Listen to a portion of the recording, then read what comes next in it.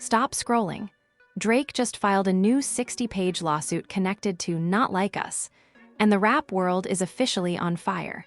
This isn't just another legal move, this feels like damage control after cultural defeat. For months, Not Like Us has been everywhere. Clubs, playlists, memes, sports arenas. It didn't just diss Drake, it redefined the narrative. And now, instead of responding in the booth, Drake is responding in court. According to early reports, the lawsuit reportedly dives deep into claims of defamation, reputational harm, and long-term damage to his brand. 60 pages isn't a flex, it's a panic document. That's not something you file when you're winning. That's something you file when the internet won't let the moment die. Hip-hop fans are split right now. Some are saying Drake is protecting his legacy the only way he can. Others are calling it the exact opposite of rap culture, because in this genre, battles are supposed to end on wax, not paperwork. And let's be real, once the lawsuit headlines hit, the Streisand effect kicked in hard. People who never even heard Not Like Us are now running it up out of pure curiosity. Every legal move is unintentionally turning the song into an even bigger anthem. The wild part? Lawsuits don't erase cultural moments. They freeze them in history. If anything, this move might lock Not Like Us into hip-hop lore forever. So the real question is, why did Drake sue? It's why now, and what does he know is coming next? Because when rap turns into legal warfare, someone already lost the battle. The situation surrounding Drake and the reported 60-page lawsuit connected to Not Like Us has quickly become one of the most discussed moments in recent hip-hop history, not because of a new song, but because of what this moment represents for rap culture, public perception, and power. What began as a lyrical exchange evolved into something much larger, and the legal action has shifted the conversation in a way few people expected. At its core, Not Like Us stopped functioning like a normal diss track almost immediately after its release. Instead of staying confined to rap fans and online debates, it crossed into mainstream culture at a speed that surprised even seasoned observers. The record played in clubs, stadiums, and viral videos. It became a chant, a meme, and a shorthand reference in conversations far outside hip-hop. Once a diss reaches that level, it no longer belongs solely to the artist who made it or the artist it targets. It becomes part of public culture, and that is where control begins to slip. Drake, unlike most rappers, does not exist only as an artist. He represents a global brand built over more than a decade, with connections to touring, endorsements, partnerships, and long-term business interests. Any narrative that sticks to someone at that level carries consequences that go beyond chart performance. This is important context when looking at why a legal response would even be considered. From a business standpoint, allowing a damaging narrative to grow unchecked can have ripple effects far beyond music. Reports suggest that the lawsuit is extensive, detailed, and focused on reputational harm. 60 pages is not symbolic, it is substantial. That length implies an attempt to document impact, context, and consequences rather than simply making a statement. It suggests a strategy built around permanence rather than immediacy. In other words, this is not about winning a moment online, but about shaping how this period is remembered and interpreted in the long term. The timing, however, has raised more questions than answers. The legal action reportedly came after Not Like Us had already reached peak visibility. By that point, the internet had processed the song, reacted to it, and embedded it into memes and conversations. Once that happens, the narrative becomes decentralized. No single person controls it anymore. This is where critics argue that the response may have come too late to stop cultural momentum. Hip-hop has always operated on an unwritten code when it comes to conflict. Battles are traditionally settled through music, presence, and perception. Fans expect artists to respond creatively, even if the response is subtle or indirect. Legal intervention disrupts that expectation. For some listeners, it reframes the entire conflict from a battle of skill to a dispute of consequence. That shift alone can influence how the public assigns meaning and legitimacy. Online reactions reflect this divide. Supporters of Drake argue that legal protection is reasonable when personal and professional lines are crossed. They emphasize that rap does not exist in a vacuum and that real-world implications should not be ignored in the name of tradition. On the other side, critics argue that legal escalation undermines the competitive spirit of hip-hop and signals vulnerability rather than strength. Both interpretations coexist, and neither has fully overtaken the other. One unintended effect of the lawsuit coverage has been renewed attention on the song itself. Media headlines, social posts, and commentary have driven listeners back to Not Like Us, often out of curiosity rather than allegiance. This phenomenon is common in the digital era, where attempts to limit or challenge content frequently amplify it instead. The more the lawsuit is discussed, the more the song remains relevant, creating a feedback loop that is difficult to break. This moment also highlights a larger shift in how hip-hop conflicts play out in the modern era. Social media accelerates narratives at a speed that traditional responses cannot always match. A song can become iconic within days, while legal processes unfold over months or years. That imbalance creates tension between cultural immediacy and institutional response. Drake's situation sits directly at that intersection. It is also worth noting that silence would not necessarily have been interpreted as strength either. Given the scale of the reaction, choosing not to respond at all may have allowed assumptions to harden without challenge. From that perspective, legal action becomes a way to formally contest a narrative rather than letting it define itself. Whether that approach resonates with fans is another question entirely. Part of what makes this moment so significant is that it forces a broader conversation about boundaries in rap. Where does artistic expression end and reputational damage begin? Who decides when a line has been crossed? And how should artists with massive platforms protect themselves without alienating the culture that elevated them? These questions do not have simple answers, and this case may influence how future artists navigate similar situations. For Drake, the stakes are unusually high. His career has been defined by longevity, adaptability, and dominance across multiple eras of music. Moments like this threaten not necessarily his success, but the way that success is contextualized. History often remembers conflicts not by legal outcomes, but by perception. Even a favorable legal resolution does not automatically reshape how a cultural moment is remembered. At the same time, it would be inaccurate to frame this as an ending. This lawsuit does not close the chapter, it extends it. It formalizes the conflict and ensures that it remains part of the conversation for much longer than a typical rap exchange. Whether that works in Drake's favor depends on how the next phases unfold and how the culture responds over time. Is not about assigning winners or losers. It is about understanding the shift. A diss track became a cultural event. A cultural event triggered legal action. And that legal action has now become part of hip-hop history. What happens next will determine whether this moment is remembered as a strategic stand, a miscalculation, or something in between, where the conversation shifts from action to consequence. Once the lawsuit entered the public discussion, the focus stopped being about the song alone and started centering on power, silence, and perception.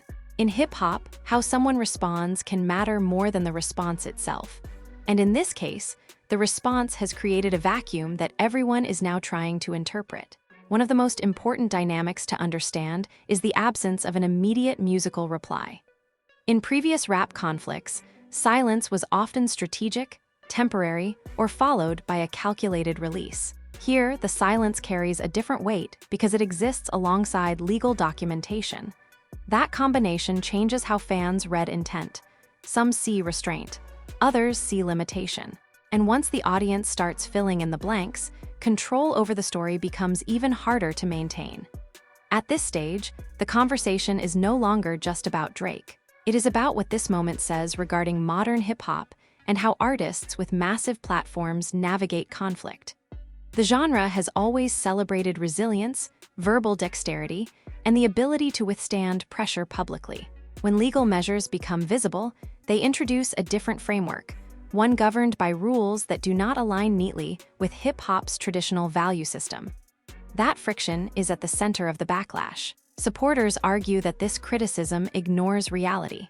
They point out that hip-hop no longer exists on the margins.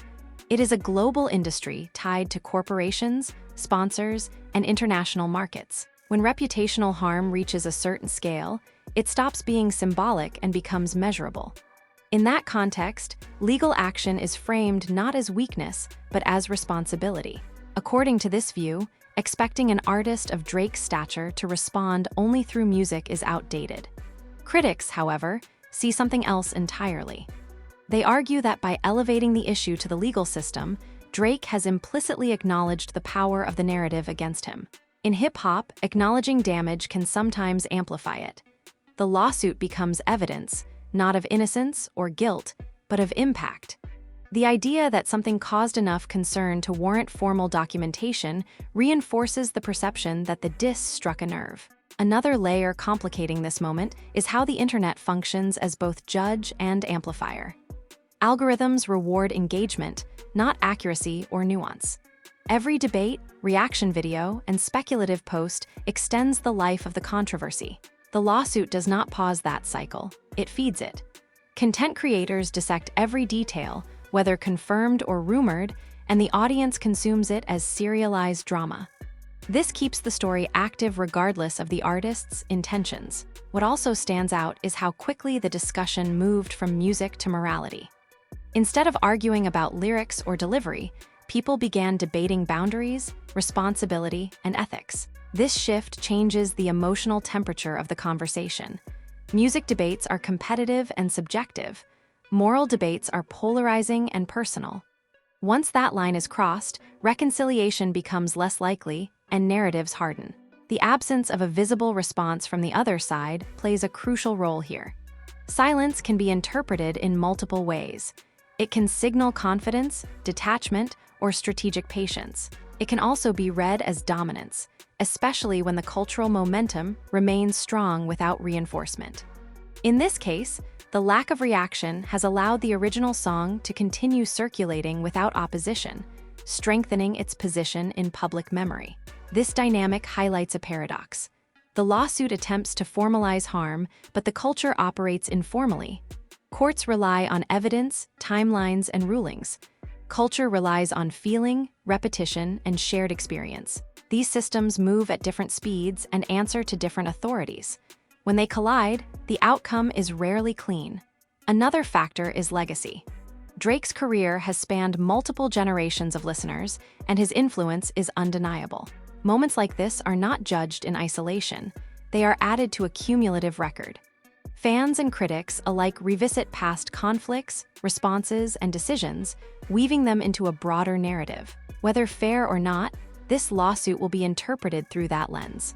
For younger audiences especially, first impressions matter. Many listeners encountering this conflict may not have the historical context older fans do. They see a viral song, widespread celebration, and then legal action. That sequence alone shapes perception.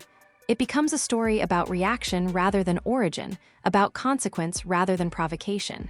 At the same time, it would be simplistic to frame this as a definitive turning point. Hip-hop history shows that public opinion is fluid. Artists have recovered from moments far more damaging, sometimes by reframing their image, sometimes by overwhelming output, and sometimes simply by time passing. The difference here is documentation. Legal records do not fade the way tweets do. They remain accessible and referenceable, anchoring the moment in a more permanent way. The role of media cannot be ignored either. Headlines often simplify complex situations, prioritizing clicks over context. Phrases like lawsuit and diss track carry emotional weight, and their pairing creates instant drama. Even nuanced reporting struggles to compete with sensational framing. As a result, the most extreme interpretations tend to spread fastest. Another question that emerges is precedent. If legal action becomes a common response to lyrical conflict, it could fundamentally alter how artists engage with each other. Some may self-censor. Others may escalate more aggressively, knowing the stakes. Either outcome changes the texture of the genre. This case may be cited in future disputes as an example, for better or worse. There is also a psychological dimension. Public figures are not immune to pressure, and sustained mockery or critique can affect decision-making. Legal action can provide a sense of structure and agency in an otherwise chaotic environment. It offers rules, timelines, and the promise of resolution. In contrast, online discourse is endless and uncontrollable. Choosing the former over the latter is understandable, even if it clashes with cultural expectations. As the story develops, attention will shift toward outcomes rather than intentions. People will ask what the lawsuit achieves, not why it was filed. Does it change behavior? Does it alter how the song is played or discussed? Does it lead to settlements, statements, or silence? These practical effects will shape retrospective judgment. What remains consistent is that this moment has already altered the landscape. The conflict is no longer confined to music platforms. It exists in legal databases, news cycles, and long-form commentary. That expansion ensures longevity. Even after public interest wanes, the case will resurface in discussions about boundaries in rap and the evolution of artist responses. It's about recognizing that power in hip-hop is no longer singular. It is distributed across artists, audiences, platforms, and institutions. Drake's move represents one approach to navigating that reality. Whether it is seen as adaptation or misstep depends on values as much as outcomes. The next phase will be decisive. If silence continues, it will be interpreted as a statement. If music emerges, it will be scrutinized through the lens of legality. If the case progresses publicly, every development will be framed as validation or failure by opposing sides. There is no neutral ground left. What began as a song has become a case study about fame, narrative control, and the limits of cultural authority. The question is no longer who won a battle, but how battles are even defined in an era where art, business, and law overlap constantly. Into the most complicated phase of this situation, resolution or the lack of it. By this point, the conversation has traveled far beyond a single song or a single decision. What is unfolding now is a broader examination of how hip-hop processes conflict in an era where cultural influence, legal systems, and digital permanence all intersect. The outcome may not arrive in a dramatic moment, but rather through gradual shifts in perception. One of the key realities that becomes clear at this stage is that resolution in hip-hop rarely looks like closure in a legal sense. Court cases have endings. Culture does not. Even if the lawsuit were to conclude quietly or decisively, the cultural memory of the event would remain open-ended. Fans would continue to interpret it, reference it, and debate it long after formal proceedings ended. This gap between legal finality and cultural continuity is where much of the tension now lives. Another important factor is time. Hip-hop moves quickly, but reputations move slowly. New releases, tour, and viral moments can temporarily redirect attention, yet unresolved narratives tend to resurface. For an artist with a catalog and profile as extensive as Drake's, each new project will be filtered through the lens of this moment, whether explicitly or subtly. Reviews, commentary, and fan discussions will reference it as context, not necessarily as critique, but as part of the story. At the same time, the absence of escalation from the opposing side continues to shape interpretation. Silence, when sustained, becomes its own message. It allows listeners to project meaning without interruption. Some interpret it as confidence and detachment. Others see it as strategic restraint, allowing the cultural moment to speak for itself. Regardless of intent, the effect is the same. The original narrative remains largely uncontested in the public imagination. This dynamic reveals an uncomfortable truth about modern hip-hop conflicts. Winning is no longer defined solely by lyrical dominance or public approval. It is influenced by timing, platform dynamics, and the willingness to let moments breathe. In some cases, not responding amplifies impact more than engagement ever could. That reality complicates traditional expectations and frustrates fans who want definitive conclusions. There is also the matter of audience fragmentation. Hip-hop audiences are not monolithic. Longtime fans may interpret the situation differently than casual listeners or younger audiences encountering it for the first time. Each group brings its own values and reference points. For some, legal action is practical and justified. For others, it contradicts the ethos that drew them to the genre in the first place. These parallel interpretations coexist without resolution. Media coverage plays a significant role in sustaining this fragmentation. Some outlets frame the situation as a business dispute, emphasizing professionalism and boundaries. Others frame it as cultural betrayal, emphasizing tradition and authenticity. Algorithms amplify whichever framing generates the most engagement, reinforcing divisions rather than clarifying them. As a result, the narrative splinters rather than consolidates. Another layer worth examining is how this moment affects future creative decisions. Artists observing this situation may recalibrate how they approach conflict. Some may become more cautious, avoiding personal references that could escalate beyond music. Others may lean into provocation, believing that controversy, regardless of outcome, drives relevance. Both responses alter the creative ecosystem. This shift raises questions about whether hip-hop is entering a more risk-averse phase or a more polarized one. Legal awareness can create boundaries, but it can also heighten tension by formalizing disputes that were once resolved informally. The genre's competitive spirit thrives on confrontation, but sustained confrontation carries consequences that are now more visible than ever. For Drake, navigating this phase requires balancing visibility with restraint. Too much engagement risks prolonging the controversy. Too little invites speculation. Every public appearance, lyric, or interview line is analyzed for subtext. Even unrelated projects are read as responses, whether intended or not. This level of scrutiny narrows the margin for error. At the same time, Drake's established success provides insulation. His audience, infrastructure, and influence are not easily destabilized by a single moment. However, insulation does not equal immunity. Cultural moments do not always diminish commercial performance, but they can reshape respect, which operates on a different metric entirely. Respect is harder to measure and harder to regain once questioned. Another dimension is how history will frame this period. Hip-hop retrospectives tend to compress complex events into simplified narratives. Nuance is often lost in favor of symbolism. This moment may be remembered less for its specifics and more for what it represented. A collision between old-school expectations and modern realities. That symbolic framing may matter more than factual accuracy.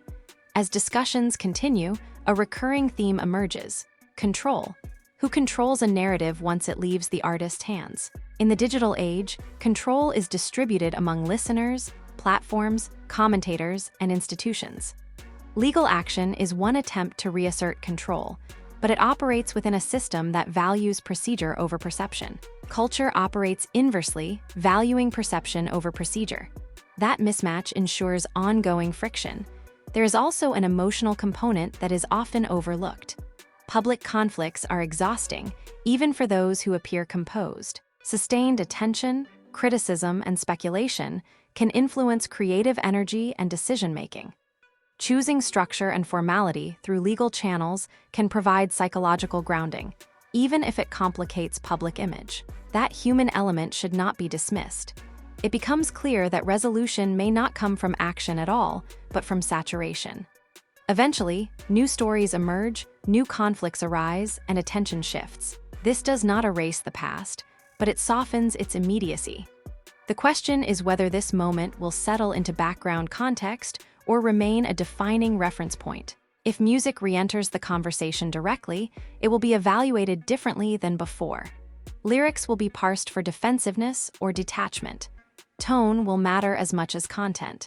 Any perceived aggression could be framed as contradiction, while any perceived avoidance could be framed as concession. This double bind illustrates how narrow the path forward has become. For the culture as a whole, this situation serves as a stress test. It challenges assumptions about how far artistic freedom extends and what happens when expression collides with institutional power.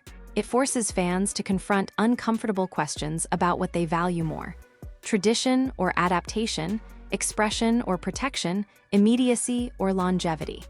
Is not about closure because closure has not arrived. It is about recognizing that the conflict has entered a phase where outcomes are diffuse and meaning is negotiated rather than declared. The story is no longer driven by releases or filings alone, but by interpretation, memory, and repetition. As this chapter continues, one thing is certain: This moment will be referenced long after the details fade. It will be cited in debates, documentaries, and discussions about the evolution of hip-hop. Whether it is framed as a cautionary tale, a strategic pivot, or an inevitable consequence of scale will depend on who is telling the story. Continues by examining the role of audience perception in shaping the outcome of this situation. In hip-hop, as in many cultural arenas, the listeners often act as both judge and jury. While artists create content and institutions establish rules, the audience determines which moments endure, which reputations remain intact, and which narratives dominate. In the case of Drake and the 60-page lawsuit linked to Not Like Us, the audience is now the central figure in how this story unfolds. One of the most significant factors in audience perception is narrative framing. Unlike legal proceedings, where outcomes are governed by evidence and procedure, perception is guided by storytelling. Social media platforms, comment sections, video breakdowns, and news coverage all contribute to shaping the story. Each post, meme, and clip acts as a piece of evidence in the court of public opinion. The audience decides which details are important, which interpretations are credible, and which side of the narrative to endorse. This decentralized judgment creates a landscape where control is fragmented, and no single actor, neither Drake nor the opposing side, can fully dictate the outcome. Timing is another critical element. The way audiences encounter content, whether immediately after release, months later, or years later, affects their interpretation. Early exposure to the song and the lawsuit headlines set initial opinions, but repeated exposure over time reinforces certain narratives. People who experience the story through memes, reaction videos, or news commentary will have a perception that is filtered through layers of interpretation before they even engage with the source material. That filtering process often amplifies emotional responses, intensifying debates and prolonging attention cycles. Emotional resonance plays a major role in shaping audience judgment. Hip-hop fans tend to respond strongly to perceived authenticity, courage, and resilience. When an artist appears to act in a way that aligns with these values, audience support grows. Conversely, when actions appear inconsistent with established cultural norms, skepticism and criticism emerge. In this case, Drake's legal approach introduces ambiguity. Some fans perceive it as a measured, responsible move to protect his brand. Others interpret it as a departure from the traditional, confrontational ethos of hip-hop. That split in perception drives engagement, discussion, and debate. Part of this audience influence comes from the participatory nature of modern media. Platforms like Twitter, Instagram, TikTok, and YouTube do more than distribute content. They encourage users to remix, comment, and share their interpretations. Every reaction video, meme, or discussion thread reinforces the narrative, whether intentionally or not. For a moment like the lawsuit surrounding Not Like Us, these participatory networks act as amplifiers, ensuring that every small detail is examined, dissected, and propagated across audiences worldwide. This means that even minor developments in the story can quickly become viral touchpoints. Another dimension to consider is the role of loyalty and community. Hip-hop audiences are not uniform. They consist of overlapping communities with differing priorities, histories, and perspectives. Longtime fans of Drake may evaluate the situation through the lens of career legacy, assessing whether his actions protect his long-term influence. Casual listeners may focus on the drama, measuring reactions by entertainment value. Fans of the opposing side may emphasize fairness, impact, or authenticity. Each community reinforces its perspective internally while interacting with other communities externally, creating a multi-layered ecosystem of opinion. This ecosystem constantly shapes, reshapes, and contests the narrative. Social dynamics also introduce the concept of herd behavior. Online platforms are structured to reward visibility, engagement, and repetition. When a particular interpretation gains traction, algorithms amplify it, creating a perception of consensus. This can influence individuals to adopt the dominant narrative, regardless of personal prior knowledge. In the context of Drake's situation, once certain ideas about the lawsuit and Not Like Us gained momentum, they began circulating as if universally accepted. The perceived consensus reinforces itself, further complicating efforts to establish nuance or alternative interpretations. Part of what makes audience influence particularly powerful in this case is the cultural significance of hip-hop itself. The genre has always functioned as a dialogue between artists and listeners. Lyrics, performances, and public personas are interpreted in real time, and the audience's reaction feeds back into the ongoing discourse. Drake's legal response intersects with this dialogue in unprecedented ways. Instead of resolving a conflict through lyrics or public appearances, the moment enters the legal domain, where interpretation is mediated by text rather than performance. The audience is then left to reconcile these two modes of communication, the artistic and the institutional. This reconciliation process shapes memory and long-term perception. Media coverage continues to compound the effect. Outlets that emphasize sensational aspects of the lawsuit or present speculative narratives contribute to the audience's interpretation. Headlines, clips, and summaries often reduce complex issues to concise, emotionally charged statements. Audiences may then internalize these simplified framings as truth, regardless of legal reality. Over time, repeated exposure to these simplified narratives reinforces specific interpretations and sidelines more nuanced understandings. In this way, media acts as both amplifier and curator, guiding audience perception even without explicit intent. Another factor influencing perception is cultural expectation. Hip-hop audiences have long celebrated resilience, lyrical skill, and the ability to withstand pressure. Actions that deviate from these expectations, particularly in high-profile conflicts, invite scrutiny. Drake's legal response challenges conventional expectations, prompting debate about what constitutes strength, authenticity, or legitimacy in the genre. These debates are not merely theoretical. They shape how fans assess credibility, respect, and influence. In a decentralized, participatory media environment, such assessments carry tangible weight, affecting everything from streaming numbers to social reputation. Historical context also matters. Drake's career spans more than a decade and involves multiple eras of hip-hop culture, each with distinct norms and values. Audiences often interpret new developments through the lens of past actions. A legal move that might seem unprecedented in isolation may gain meaning when connected to patterns established over years. For example, previous conflicts, collaborations, or public statements contribute to the lens through which fans evaluate the lawsuit. The audience is not only consuming the current event, they are consuming Drake's cumulative cultural history.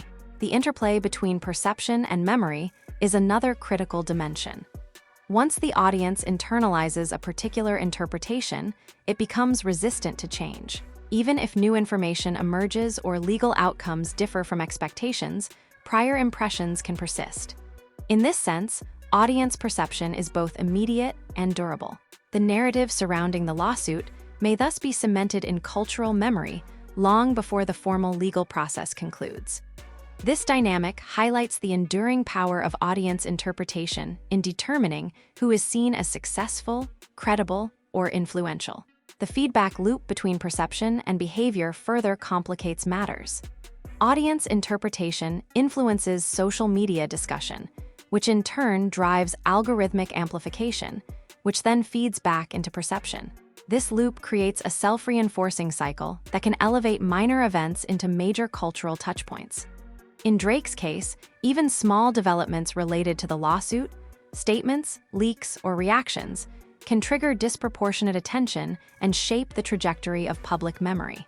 The story becomes not just about the content of the song or lawsuit, but about the social dynamics surrounding interpretation itself. Another layer is comparative evaluation. Fans often assess this situation relative to other high-profile conflicts in hip-hop history. Historical analogies shape perception by providing a frame of reference. Listeners may compare Drake's approach to how other artists responded in similar circumstances, drawing conclusions about strategy, integrity, or effectiveness. These comparative judgments influence which narratives are amplified, which details are emphasized, and how the conflict is contextualized in cultural memory. Ultimately, audience perception operates on multiple levels: emotional, cognitive, and social. Emotion drives immediate engagement and shapes first impressions. Cognitive evaluation informs judgments about strategy, legitimacy, and alignment with cultural norms. Social factors mediate group dynamics, community identity, and shared interpretation. These three dimensions interact constantly, producing complex, often unpredictable outcomes. The audience is not merely observing the conflict, it is actively co-creating its meaning. Demonstrates that perception is both independent of and dependent on formal outcomes. Regardless of legal resolution, public memory will reflect how audiences interpreted actions, timing, and responses. The lawsuit functions as one element within a broader ecosystem of influence, but audience interpretation ultimately determines the narrative that endures. Drake's future reputation, cultural positioning, and influence will be shaped as much by perception as by legal judgment. As this phase continues, one critical insight emerges. In modern hip-hop, perception often outlasts proof. Legal filings, public statements, and performances are transient. Cultural memory, shaped by audience interpretation, persists. How listeners understand moments, assign meaning, and reinforce narratives has a direct impact on both immediate engagement and long-term legacy. This reality underscores the centrality of the audience in contemporary hip-hop ecosystems. We'll explore how these perceptions feed into legacy, influence, and the evolution of conflict resolution in hip-hop, highlighting the interplay between artist strategy, audience behavior, and cultural memory. The story of Drake, Not Like Us, and the 60-page lawsuit isn't just about a single song. It's about the evolution of hip-hop, the power of perception, and how audiences now shape legacy. What happens next won't just be decided in courtrooms. It will be decided in streams, comments, shares, and debates. And that's where you come in. Every listen, every reaction, every post adds weight to the narrative. Streaming the track, watching breakdown videos, or reading the lawsuit coverage keeps the conversation alive. Sharing your opinion online contributes to the collective interpretation of one of the most significant cultural moments in recent hip-hop history. The algorithms notice, and so does culture. Your engagement doesn't just follow the story, it becomes part of it. If you think Drake's move was bold, controversial, or a game changer, make your voice heard. Comment on social media, tag your friends, start debates, and join fan communities. Every discussion helps define the public memory of this conflict. Will it be remembered as a strategic masterstroke, a miscalculation, or a lesson in modern fame? Your perspective shapes that answer. And don't stop at just observing. Dive deeper. Explore past conflicts, track reactions, and analyze outcomes. Understanding the interplay between music, law, and perception is how true fans engage. This is more than entertainment. It's a case study in power, influence, and culture. So stream the track, read the filings, debate the decisions, and let your engagement echo across platforms. The story of Not Like Us isn't finished. It's ongoing, evolving, and waiting for your take. Be part of the moment, because in today's hip-hop world, the audience doesn't just watch history, it writes it.